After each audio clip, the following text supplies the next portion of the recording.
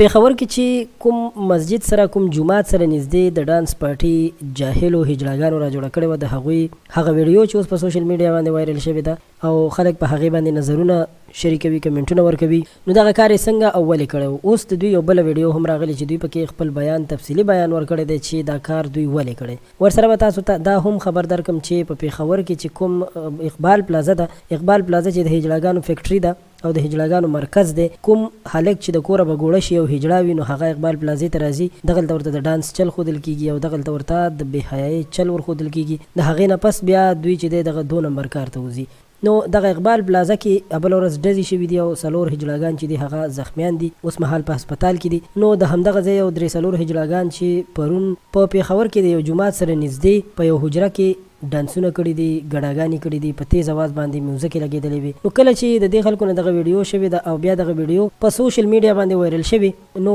اوس دوی وایي چې دا خلکو د خپل ویوز او کمنټس لپاره دا ویډیو کړې ده او وایي چې موږ په جومات کې ډانس نه دی کړی نو په جومات کې بالکل ډانس نه دی شوی خو جومات سره نږدې چې کوم ډانس شوی دی نو دا خو د جومات بې حرمتي ده د جومات بې حرمتي ځکه ده چې دوی ته پکار وو که دغسې غوښتل یې چې داسې لعنتي او د بې غیرتۍ کارونه وکړي نو پکار وو چې دوی دا پروګرام داسې ځای کې کړی و چې هلته کم از کم د جومات نه لرې و هلته بیا دوی خپل کار خو اوس چې جومات سره نږدې کړی دی د جومات بې حرمتي کړی خامخا به دوی د خلکو د تنقید لاندې راځي په دوی باندې به تنقیدونه هم کېږي دوی پسې به خلک ستغې سپورې هم وایي او دوی باندې به خلک هر قسم ټاپې لګوي ځکه چې دوی کار ډېر زیات د بې غیرتۍ کړی دی نو موږ خو دا میسج ټولو خلکو ته ورکوو چې دا هجړاګانو نور قلار شئ دا کارونه مه کوئ د دې هیڅ پیدا هم نشته او که نن تاسو دغه هجړاګان راولئ نو سبا ورځ به ستاسو په کور کې هم دغسې هجړاګان پیدا شي ځکه چې څوک چا سره مینه لري نو همغسې خلکو سره بیا